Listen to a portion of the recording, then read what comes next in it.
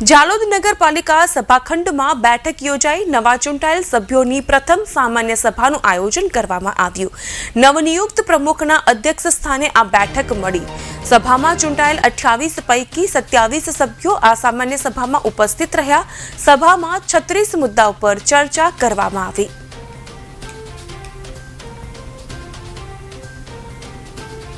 નગરપાલિકાના તમામ ચૂંટાયેલા સભ્યો હાજર રહેલા હતા।